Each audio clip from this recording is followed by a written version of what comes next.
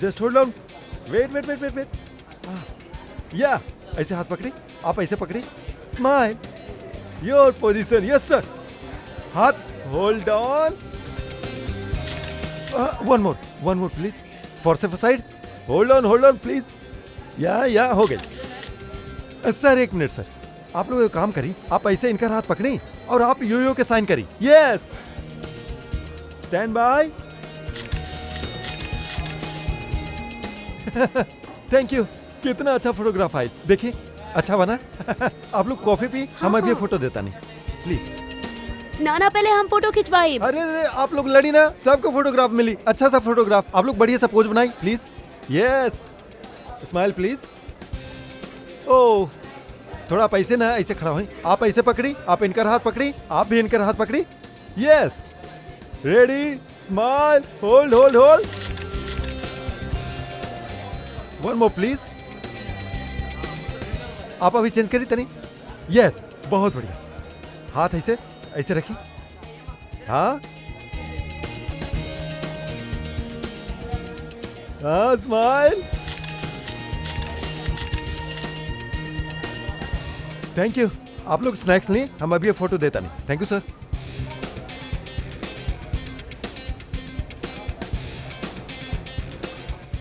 एक photograph please, yes, thank you. Sir smile करी सर। ये हाथ ऐसे पकड़ी, मैम आई प्लीज, आपके साथ ऐसे, आप नजदीक आई और आप भी प्लीज,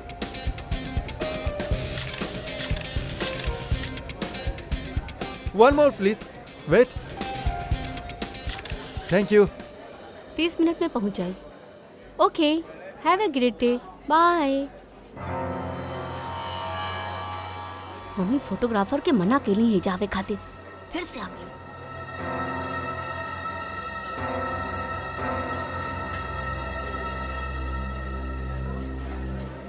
हाँ भाई, एगो ग्रुप आयल रहा, उनकर हो गल भाई। हाँ भाई, दूसरा ग्रुप भी आयल रहा, उनकर भी हो गल भाई। कि और भी आवे के रहल का? हमारा मतलब है कि हाँ, वाह, आपके और रोमियो की जोड़ी कमाल क्या मैम। मैम एगो फोटोग्राफ हो जाए, खाली 2 मिनट में फोटो हाजिर होके, only 50 rupees for one photograph. देखी स्माइल मैम, प्लीज आप हमार दिमाग मत खाई, हमके कोनो इंटरेस्ट नहीं खे। का मैडम जी, हम आपके दिमाग काहे खाए, बल्कि यहाँ खाए खातिर इतना कुछ बा, पेस्ट्री, बर्गर, केक, स्नैक्स, न जाने का। तो वही जाके खाई ना, हमार टाइम काहे वेस्ट करत आनी। प्लीज जाई आप यहाँ से। हेलो मैडम, रोमियो से इतना प्यार और हमरा से इतना नफरत। छोड़ी। अरे देखी, आप टेंशन मत लेना, हम आपके फोटोग्राफ फ्री में खींचब। हाँ, बाकी वो कॉफी और साथ में डिनर खाली हम रखा दे। ना चाहिए, कनी ना एक बार जा सके नहीं आप यहाँ से। कमाल करें नहीं आप भी।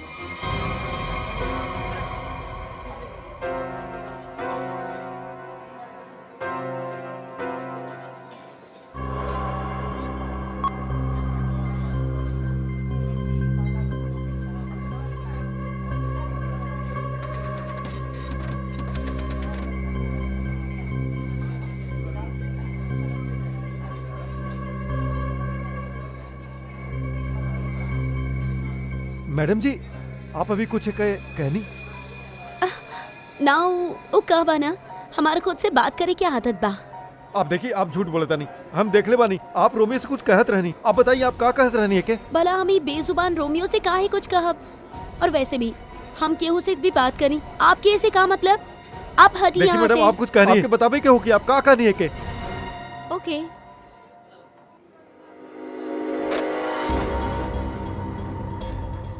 बनी बनी बनी, यस मैडम। देखा वो देखा, ये फोटोग्राफर के हम मना केले रहनी ही आवे से। एक ता हमरा रेस्टोरेंट के सामने अपन दुकान खोललस और आज वो लड़के के छेड़त बाड़ा। एकरा अभी निकाला बाहर। मैडम आप चिंता ना करिए, आज एक हम ठीक कर देता नहीं। रुका, हम आवतानी। जल्दी बोलिए मैडम। आप ऐसे लड़की से बदतमीजी ना कर सकेनी। अगर आप हमारा रास्ता रोके की कोशिश करब ना, तो हम जोर से चिल्लाइब। देखिए सुनी। अरे मैडम देखिए, ये हमरा के परेशान करे की कोशिश कर रहे बड़े। आई आप लोग। अरे भाई साहब, ये हमारे बहन बिया, ये हमने के आपस के मामला बा। अरे देखिए भाई साहब, हमारे कोनो गलती नहीं है, हमने के आपस के मामला बा और कोनो बात नहीं है। हाँ बहन जी, आप लोग जाइए, बस कोनो दिक्कत नहीं है। का बेटा वो लड़की तार कान में का कहत रहली? बेटा सच सच बोल दे ना तो भाई के बता दे, जल्दी बोल। ए दूर हटा, तोरा से बात कराता नहीं, दूर हटा, बोल ना तो बोल दू भाई से। दूर हटा ना तो अच्छा ना हो की। ए लफंगा, हमारे रेस्टोरेंट से अभी बाहर निकला। जल्दी बोला, वो लड़की तार कान में का कहली? तो से कितना बार कहले बानी कि यहाँ पर ना आइल करा। मारे के रखे वरना ही ना मनी है। आज तोरा के हम ना छोड़ब। हाँ, चला हमरा साथ। आज हम तोके ऐसे सबक सिखाइब कि तू तस्वीर का रोमियो के शक्ल भी भुला जाइब। बानी भाई गलती हो गई, अब ना कर वैसन। मैडम समझाई इनके, हम तो हमें ऐसी आवेले ऐसे ही बस का केकरा इजाजत से तू अपन दुकान खोल के यहाँ बैठल बाड़ा? हाँ मैडम। सॉरी मैडम, हमरा एक बार माफ कर तू दे। होखे लगे। Sorry sorry. खून खून, अरे खून, अरे देखा खून खून। अरे अरे बनी पकड़े के रखे भाग रहल बाड़ा। ये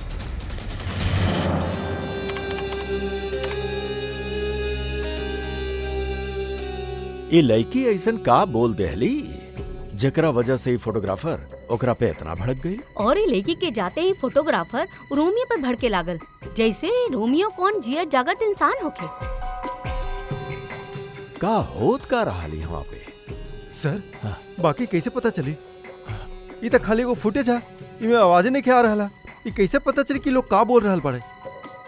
पंकज, थोड़ा सा फुटेज पे जूम करा, हमनी लिप रीडिंग के कोशिश करल जाई माना, शायद उसे कुछ पता चल सकेला कुछ तो। यस सर। फिर ये भी पता लगावे के पड़ी कि फोटोग्राफर केकरा संगे बात करत रहल। फोटोग्राफर कुछ न कुछ गड़बड़ जरूर बा। गड़बड़ बा ई फोटोग्राफर। सर हाँ, ये लड़की तो कुछ पी रहल बिया। हाँ सर हाँ फ्रेडी, लाश पुतला से बाहर निकाल ले बानी। गुड। तू एगो काम करा, तू और पंकज दोनों सीसीटीवी फुटेज अच्छा तरह से चेक करा, देखा कुछ नया मिले लगा। हाँ यस सर। तब तक हमनी देख क्या बतानी। चला।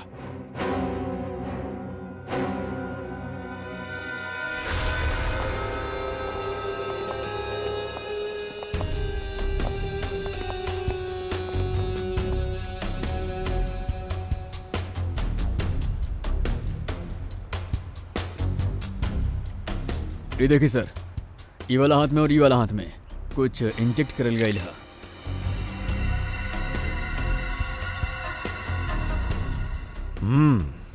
नीडल मार्क जैसन यहाँ पे भी बा। और ये देखा पूरा नीला हो गई बा। एकर होंठ भी नीला बा, नाक में से खून आवता। जरूर एके जहर दे के मरले बा। लेकिन सर कैसे? ओह इतना भीड़ में। वह ता के कैले होखी? और फिर ये आइसक्रीम कोन एकरा अंदर आयल कहवा से?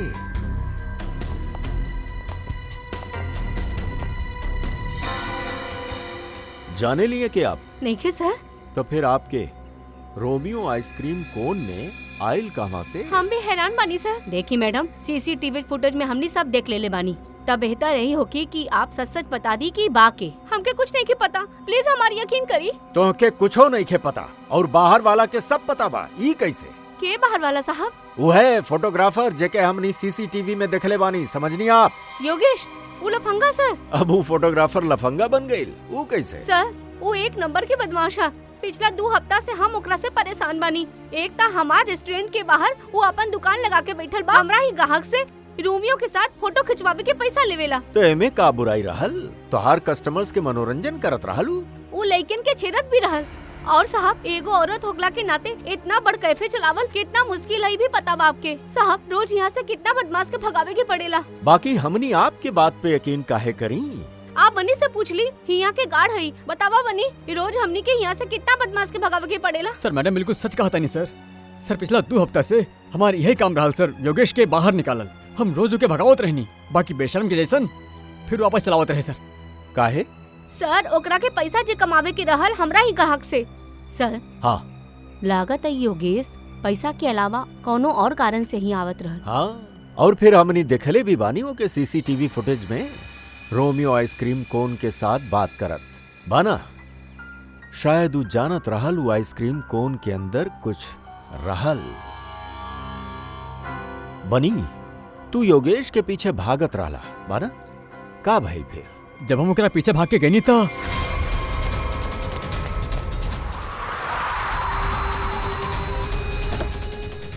ये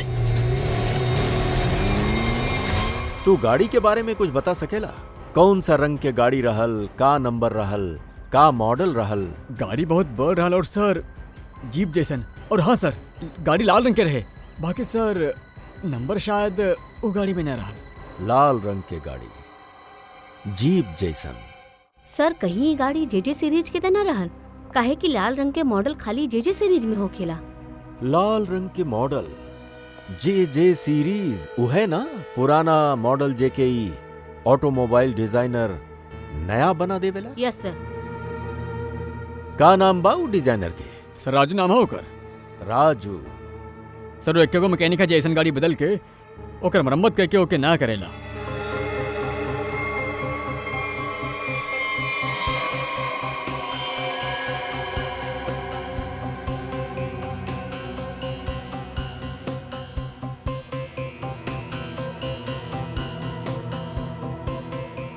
वैसे ही आइसक्रीम कोन काफी नया लागता हमके। 3 महीना पहले ले रहनी। 3 महीना पहले ले रहलू और फिर भी इतना नया? वो कैसे? रोमियो के खाली 2 घंटा खातिर बाहर रखत रहनी सर। कितना बजे से? सर 3 से 5 के बीच में, और यह टाइम है जब कस्टमर आवेला सर। और बहुते जल्दी रोमियो सब ग्राहक के चहेता बन गईल रहे सर। कम समय में चहेता बन गईल रहे। वैसे रोमियो के पेट के अंदर काफी जगह बा कोनो इंसान के अंदर सोवे खातिर। ये देखिए सर, एकरा ई वाला हाथ में यहाँ पे ये छेद भी है। ई का बा?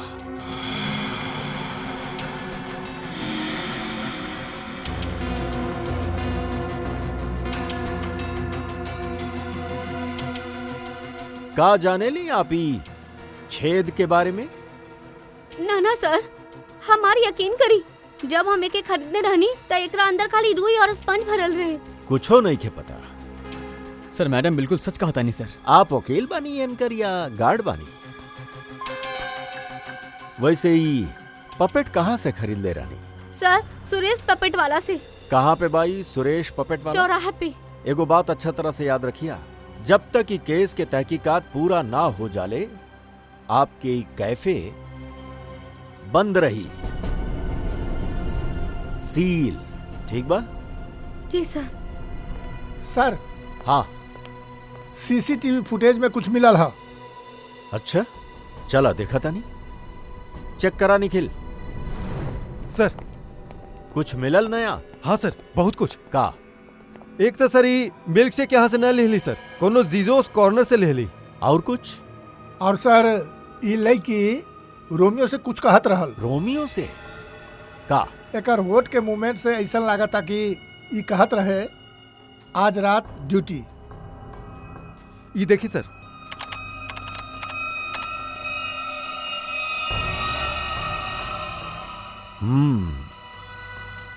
रात ड्यूटी।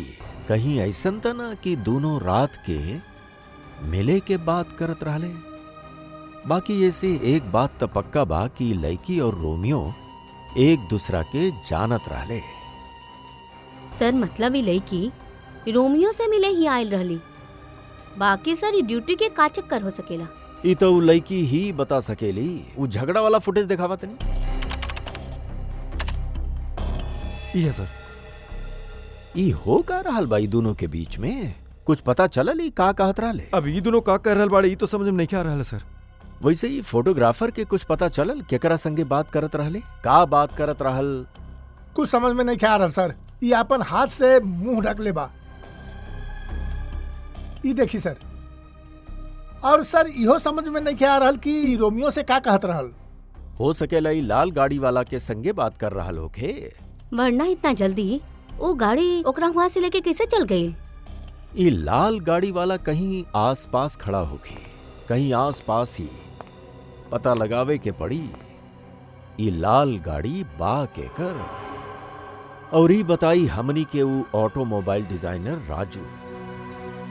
और फिर ई लड़की के बारे में भी पता लगावे के पड़ी जी जोस कॉर्नर से। Excuse me. अरे सीआईडी दया सर, एसीपी साहब, आप लोग यहाँ काले बसर चाय कॉफी। चाय कॉफी तना हमनी मिल्क शेक के बारे में कुछ जाने आइल बनी। मिल्क शेक के बारे में? निखिल, ई लड़की के बारे में जानी ले? जी सर, ई तो पल्लवी मैडम बनी। ये हमरे यहाँ रोज आवेनी दिनेश के साथ। अरे का बताएं सर, का जोड़ी है उनकर। वो दोनों यहाँ पे रोज आवेले और घंटन बैठल रहेले एक दूसरे के आंख में आंख डाल के। तू काहे के जाने ला? ई तो दिनेश है। दिनेश मर गई? एगो बात बतावा, दिनेश और पल्लवी हर रोज यहाँ मिलत रहे? जी सर, बाकी पिछला 2 हफ्ता से खाली 1 घंटा खातिर ही आवत रहल। 5:30 से 6:30। काहे? पल्लवी मैडम के नई नई नौकरी मिल रहे ना, कहीं नाइट शिफ्ट में जात रहली। अच्छा, ये पल्लवी मैडम कहाँ पे काम करेली, कुछ मालूम बा तोरा के? ना सर, वो तो नहीं के मालूम। कोनो नंबर वगैरह भी ना हो कि आपके पास? ना, नंबर भी नहीं के हमारा पास। कुछ नहीं के मालूम। दया, शाम के 3 और 5 बजे के बीच रोमियो स्नैक्स में रोमियो आइसक्रीम कोन के 2 घंटा खातिर बाहर रखल जात रहे। कहीं दिनेश ऊ आइसक्रीम कोन के अंदर खड़ा तो नहीं खे रहत रहल 2 घंटा खातिर 5 बजे तक, और फिर 5:30 बजे आके यहाँ पल्लवी से मिलत रहले। और सर, योगेश पिछले 2 हफ्ता से रोमियो स्नैक्स में आवत रहे। कहीं ऐसा था ना कि पिछले 2 हफ्ता में ये तीनों के मतलब योगेश, दिनेश और पल्लवी के आपस में कोनो जान पहचान भइल होखे? बिल्कुल हो सकेला। और फिर योगेश और पल्लवी दोनों जानत रहले कि वो दिनेश आइसक्रीम कोन के अंदर खड़ा रहेला। और यही खातिर दोनों के बीच में झगड़ा भइल। काहे कि योगेश के शक होखे लागल कि पल्लवी सब कुछ जाने ले। और सबसे बड़ अजीब बात ई बा दया, ऊ जे रीमा बाड़ी ना, ऊ रोमियो स्नैक्स के मालकिन, ऊ जे बतैली रहली कि रोमियो आइसक्रीम कोन पूरा फोम और स्पंज से बनल बा, ओमे तो केहू हो ही ना सकेला, आदमी तो छोड़ा कुछ भी नहीं खे। और फिर भी दिनेश ओमे रहल, दिनेश के लाश भी वहां से मिलल। समझ में नहीं खे आ रहल दिनेश ऐसन कौन सा नौकरी करत रहल ई 2 घंटा खातिर? ऐसन का मजबूरी रहल? सर, कहीं ऐसा तो नहीं खे कि दोनों एक ही नौकरी करत रहले? ये दिनेश दिन में नौकरी करत रहे और पल्लवी रात के? पता लगावे के पड़ी दया कि पल्लवी केकर और कौन सा नौकरी करत रहली रात के।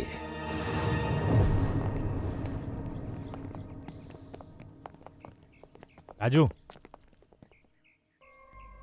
अरे साहब, आप गाड़ी खराब हो गई का? हमनी के गाड़ी तो नहीं खराब भइल है, बाकी केहू के गाड़ी बंद करावे के है। अरे जे सीरीज के गाड़ी तू ही बनावेला ना? पहले बनावत रहनी, अब बनावेली ना, खाली मरम्मत करेनी। ओ कहा ना साहब, 10-10 हजार के हेडलाइट आवेले। काम पूरा भइला के बाद ना मजदूरी मिलेले और ना टाइम पे पैसा मिलेला। और हाँ साहब, आज एगो गाड़ी आयल रहे, वो पूरा पैसा देलस। मतलब डीजे सीरीज के गाड़ी यहाँ आयल रहे? जी। वो लाल कलर के गाड़ी रहल? जी साहब, वो कुछ हेडलाइट के प्रॉब्लम रहल। हम तो मना कैले रहनी साहब, बाकी वो पीछे ही पड़ गई हमरा। सर, कहीं योगेश तो नहीं खे? ई रहलू? हाँ, यही तो रहलू। एकरा साथ केहू और भी रहल? हाँ साहब, एगो ड्राइवर रहल। दिखे में कैसन रहल? साहब, हम ओकर चेहरा ना देखनी। गाड़ी के हेडलाइट बनावत रहला और ड्राइवर के देखला ही ना? साहब, हम सच कहता नहीं, बहुत ही अजीब ड्राइवर रहल। 1 मिनट भी गाड़ी से नहीं उतरल। गाड़ी के पूरा शीशा काला रहल। अब आप ही बताएं, केहू देखी तो कैसे देखी? अरे कुछ तो देखले होकबा भाई। साहब, वो काला रंग के टोपी पहनले रहल और आंख पे काला रंग के चश्मा भी पहनले रहल और मुंह काला कपड़ा से ढकल रहल।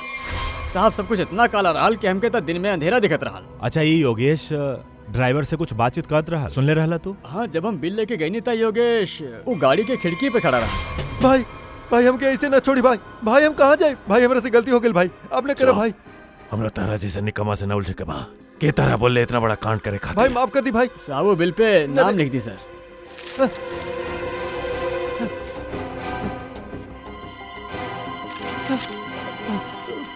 इला भाई, भाई माफ कर दो भाई, हमरा मत छोड़ा भाई। बोली ना निकाल भाई। और फिर साहब, ड्राइवर हमारा मुंह पे ढेर सारा पैसा फेंकलस और चल गई। और ये योगेश वो भी साहब वो गाड़ी के पीछे भाग के चल गई। जब बिल देले रहले ओके तब ऊपे नाम नंबर कुछ तो लिखल होगी ना। हाँ साहब, वो तो बिल भी ना लेलस, हमरा पास ही रखल हा, हम अभी लेके आवत नहीं। मतलब सर ड्राइवर जानत रहल कि योगेश रोमियो स्नैक में कुछ गड़बड़ कैला सर। गड़बड़ कैले बा कि खून कैले बा यह पता लगावे के हा। यह साहब यह बिल। अरे वाह सर, इमे तो नंबर है सर। अब तो हमने खोनी तक क्यों पहुंचाई? अरे नंबर लगा भाई 1143 6183278। सर नंबर तो मौजूद नहीं है। अब तो खोनी तक पहुंचल मुश्किल हो गई सर।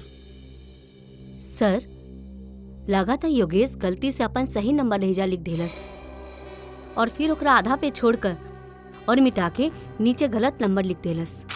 अभी अधूरा नंबर से ही हमनी सही नंबर तक पहुंचल जाए।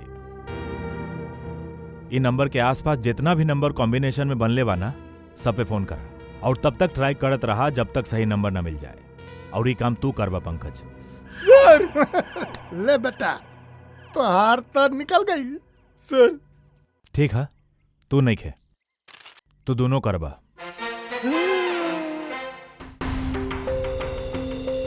नाप ले लू शारिका? हाँ सर। कितना आयल? 3 इंच। गुड। अब एगो काम करा, दिनेश के हाथ में जोन पाउडर मिलल है ना ओके तनी चेक करा। हाँ।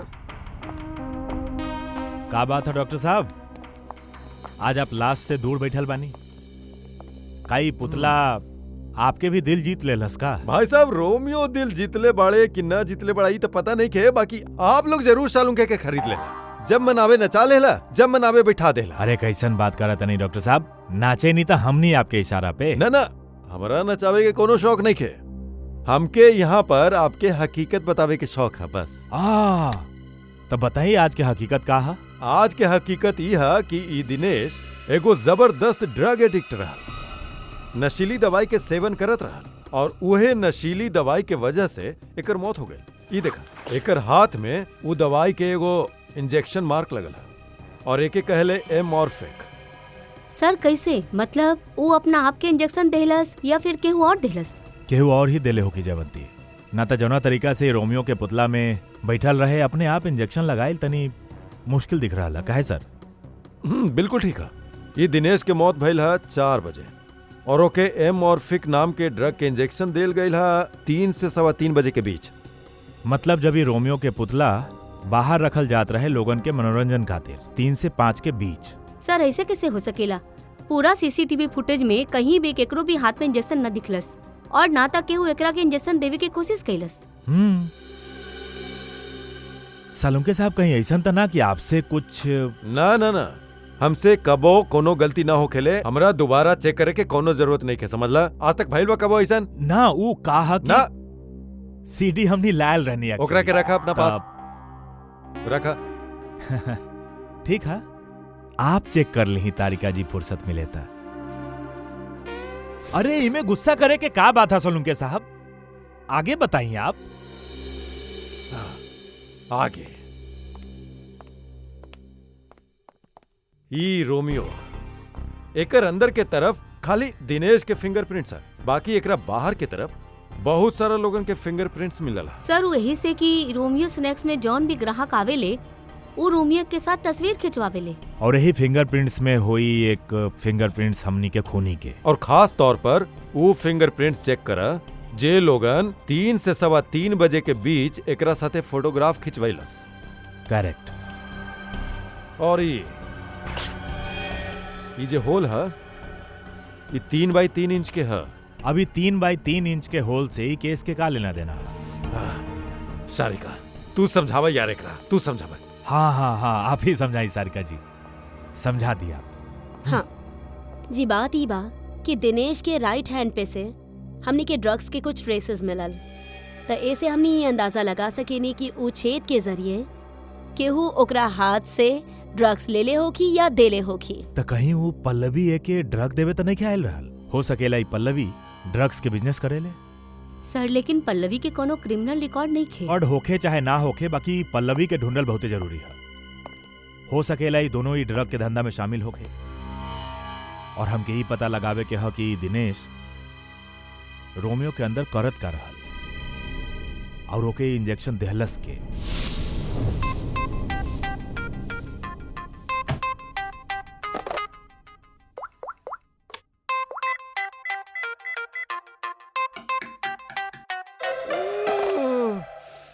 अरे यार कहाँ फंस गए नहीं आज हम।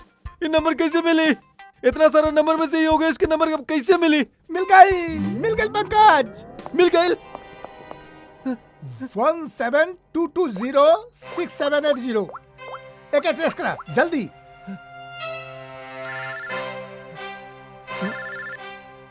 यहाँ पे एक केकर फोन बज रहा है। ये आपके फोन बज रहल बा। फ्रेडी सर, काम के समय हमेशा मजाक मत करी प्लीज। पंकज कुछ भी बोलेला। अरे हाँ, ये तो हमारी नंबर है।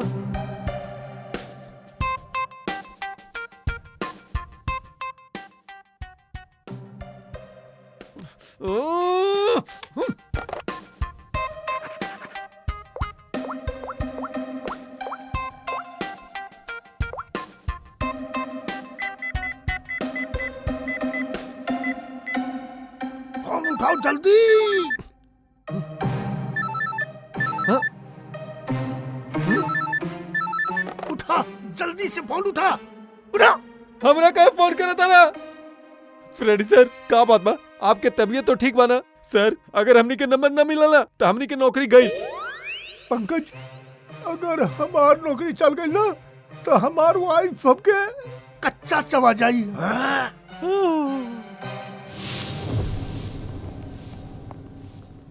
सुरेश तो दिख नहीं के रहल। कहीं हमनी की आवत देख के भाग तो ना गई?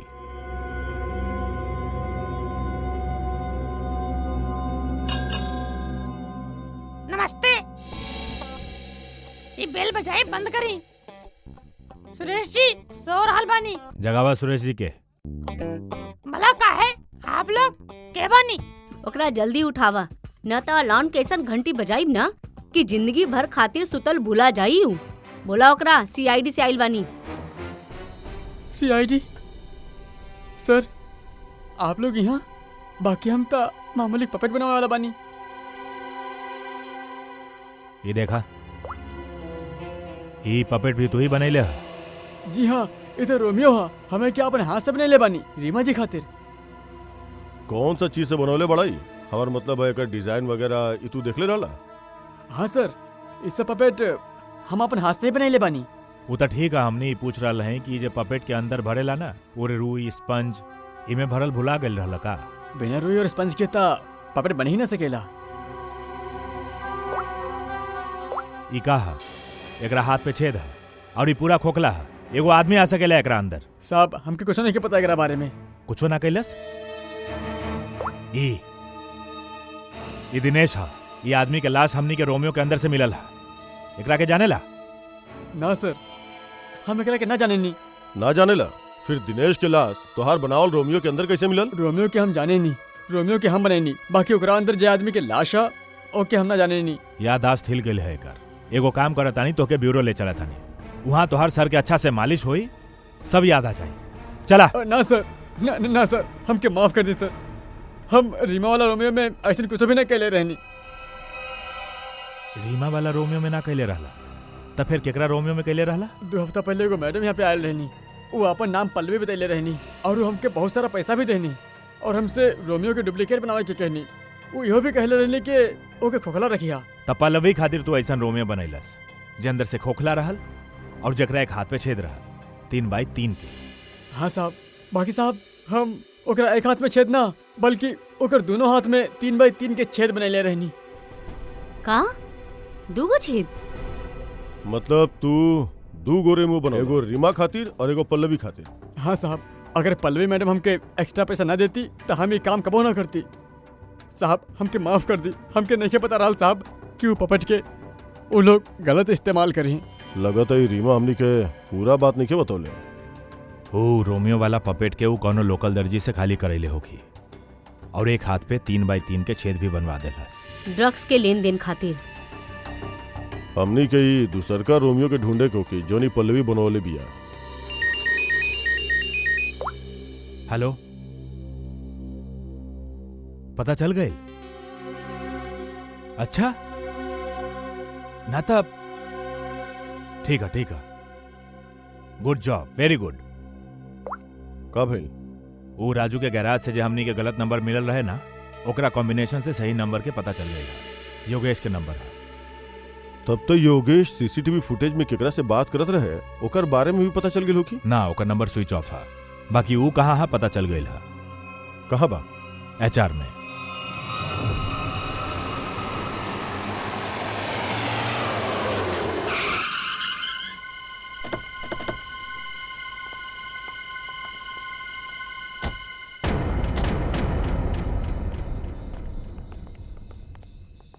अभिजीत, ये तो उहे जेजे सीरीज वाली गाड़ी बे जेकरा में योगेश भागल रहे।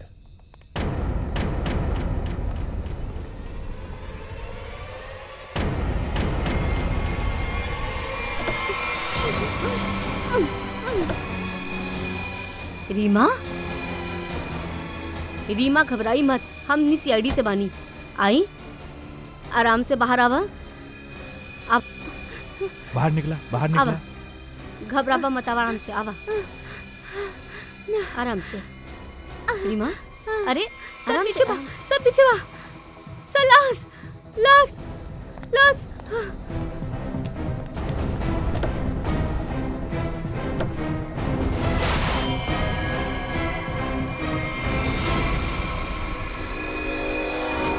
योगेश ये मर चुकल बा। रोमियो, इमे भी लाश है।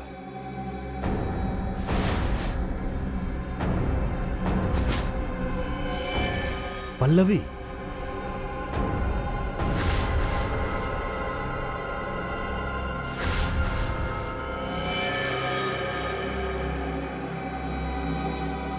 हम लोग सही रहनी। ये लड़की ये रोमियो के अंदर बैठ के ड्रग बेचे के काम करत रहे। होठ भी नीला, नाखून भी नीला और हाथ पे भी सुई के निशान। बिल्कुल दिनेश के जैसन मारल गली बाई के। मयूर, बॉडी के फॉरेंसिक लैब भेज दो। सर, आप कुछ बता सके नहीं कैसे भइल सब? सर, हम का बताई, हमके तक केहू किडनैप करके यहाँ गाड़ी में लाके छोड़ देलस। आप तो ओके देखले ना हो, काहे कि आपके आंख पे तो पट्टी बंधल रहल। जी सर। आपके तो यो ना पता हो कि ये दोनों के मरलस के। सर, जैसे ही गाड़ी यहाँ आकर रुकल, हम बाहर गोली चले की आवाज सुनने और पीछे गाड़ी के दरवाजा खोले की आवाज सुनने। फिर केहू भारी सामान रखले हुआ तो हमके लागल गोली चलल हा, एकर मतलब लाश ही होगी।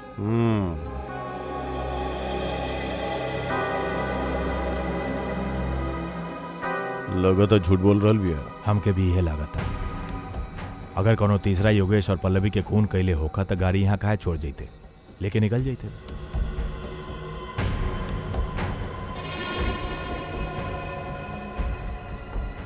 दया, खून खून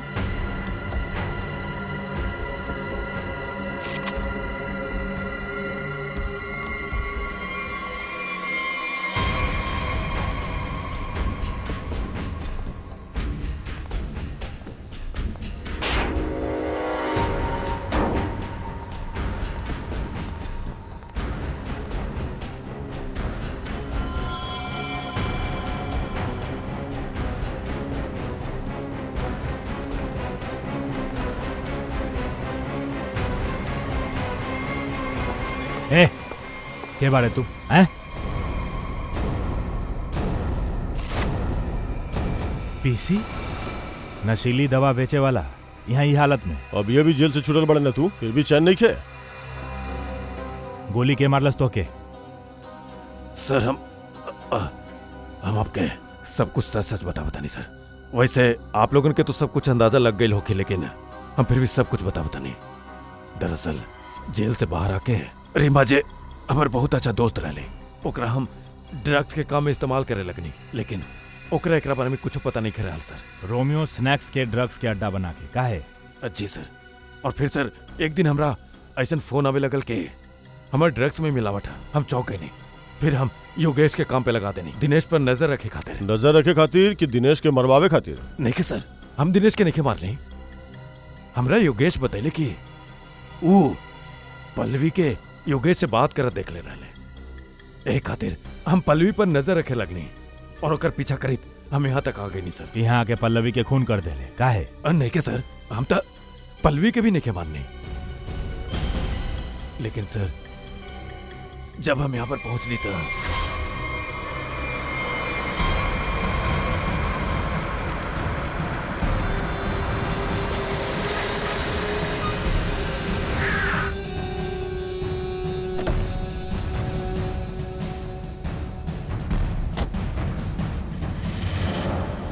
पल्लवी के ढूंढे गए नहीं और जब वहां पहुंचली तो देखनी कि हमर गाड़ी के बैक सीट पर रोमियो पड़ल बा।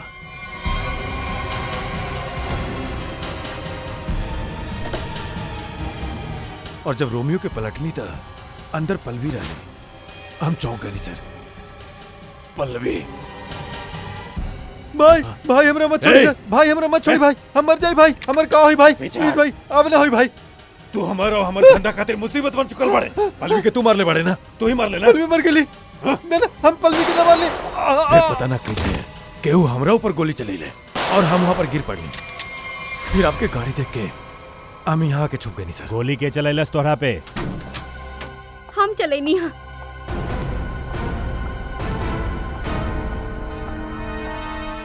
हम चले रहनी गोली। अच्छा आपके हाथ त बंधल रहे? खुदे बंधले रहलू ना। हमनी के गाड़ी आवत देख के अपन हाथ बांध ले लू और आंख पे पट्टी बांध ले लू काहे? जी सर आप ठीक कह रहल बानी, लेकिन आपके किसे पता? जौन तरह आसानी से तोहर हाथ के रस्सी खुल गई, पता चल गई। लेकिन तू ऐसे काहे कहलू? पीसी के जगह ड्रग्स के धंधा करे चाहत रहलू तू। यही से दिनेश और पल्लवी के रास्ता से हटा देलू काहे? देखिए सर, हम पल्लवी और दिनेश के न मरनी, हमके घिन आवेला सर पीसी और का धंधा से। और हमार दुश्मनी पीसी के साथ है, काहे कि हमार इस्तेमाल कैलस। एक खातिर हमें के मारे की चाहत रहनी। तोरा पता कैसे चलल कि पीसी तोहार इस्तेमाल कर रहा? जो दिन हम दिनेश के लाश रोमियो के अंदर देखनी, उहे दिन हमके शक भइल रहे कि आपन गंदा कारनामा फिर से शुरू कर देलस। आप हमनी के पीसी के बारे में काहे ना बताओनी? काहे कि हम पीसी से प्यार करत रहनी सर, बाकी हमरा के धोखा देलस और यही से हम अपना बदला खुद लेवे की चाहत रहनी। बाकी हम पीसी के कोनो गलत इल्जाम में फसल न देख सकेली सर, चाहिए हमरा साथ कुछ भी करे। अगर दिनेश और पल्लवी के खून ये लोग ना कहले तो फिर क्या कहलस? खूनी क्या? हाँ सालुंके साहब।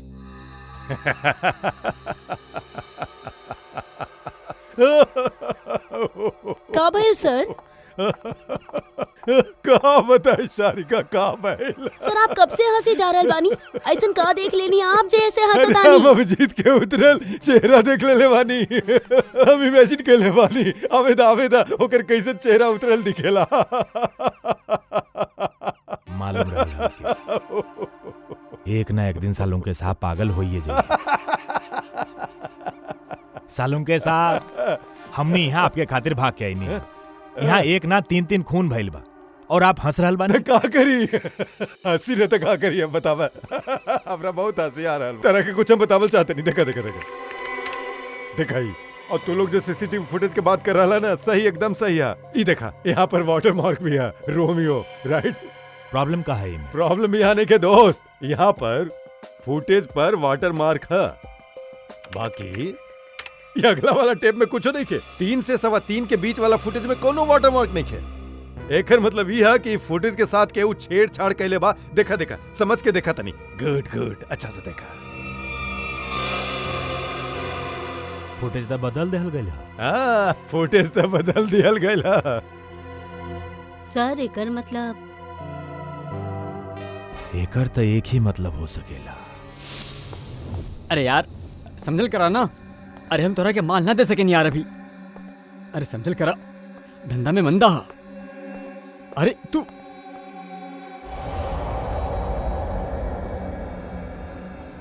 यूं क्या?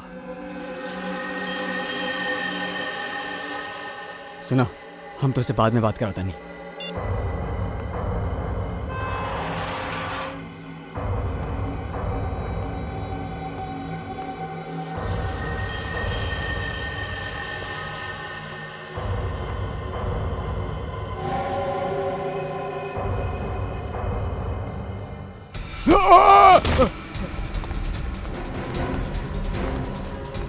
उठ। का बनी? रोमियो को देख के पसीना छूट गई। खेल खत्म।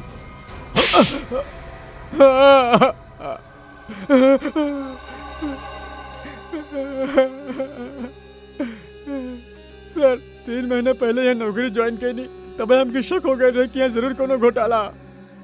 एक दिन जब हम रोमियो के रेस्टोरेंट के बाहर रखवावत रहनी उस दिन हमके लागल कि रोमियो सच में बहुत भारी है। उस दिन से हम रोमियो पे नजर रखे के शुरू कर देनी और हमार शक सच हो गई। रोमियो के जरिए यहाँ ड्रग्स के धंधा होत रहा और उनके बाद में यह मालूम भइल कि रीमा मैडम के एकरा बारे में बिल्कुल भनक नहीं खे। तो हम सोचनी कि पैसा कमाए के इससे अच्छा मौका नहीं खे। एक दिन हम स्टोर रूम के बाहर दिनेश के रोमियो के अंदर से निकलत देखनी। ए बतावा केकरा खातिर काम करेला तू? और दिनेश से पता चलल कि वो पीसी खातिर काम करत रहे, ग्राहकन के ड्रग्स पहुंचावे के काम करत रहे। और फिर तू ओकरा के अपना खातिर भी काम करे के कहला बाना? हाँ सर, बाकी दिनेश पहले हमके अपन दोस्त पल्लवी से बात करे खातिर कहलस। ये ली बात करी। और उसके बाद हम दिनेश के माल में मिलावट करे शुरू कर देनी और रोमियो के दूसरा पपेट बनवा के पल्लवी के में 2 घंटा खड़ा करके दुकान के पीछे नाइट शिफ्ट करे खातिर कहनी। फिर दिनेश के काहे मरला? योगेश जब दुकान के बाहर तस्वीर के बहाने से रोज आवे लागल तब हम डरा गए नहीं। हमके लागल के हमरा मिलावट के बारे में पीसी के पता चल गई हा। ऐसे हम दिनेश के मार देनी और सब सीसीटीवी फुटेज बदल देनी। और पल्लवी ओकरा के कैसे मरला? हमके पता चल गई रहे कि पीसी पल्लवी पे नजर रख रहा। हम पल्लवी के चौकन्ना रहे खातिर कहनी। ओकरा बाद पल्लवी के HR मिल्स में बुलाईनी, वो अकेले। और हमके मालूम रहे कि पीसी वहाँ पे जरूर आई। बाकी उससे पहले हम वहाँ पहुँच गए नहीं और पल्लवी के मार देनी और पल्लवी की लाश के पीसी के ही गाड़ी में डाल देनी ताकि शक पीसी पे होके। वाह रे वाह, सिक्योरिटी गार्ड! तू तो सिक्योरिटी गार्ड रहला, रक्षा करे वाला। बाकी का कैला तू? खून पे खून कैला, 3 खून। अगर फांसी से भी कड़ा सजा होखत ना तो ऊ तोहरा खातिर कम होखत। अब बैठ के सड़िया जेल के सलाखन के पीछे फांसी के ऑर्डर आवे तक।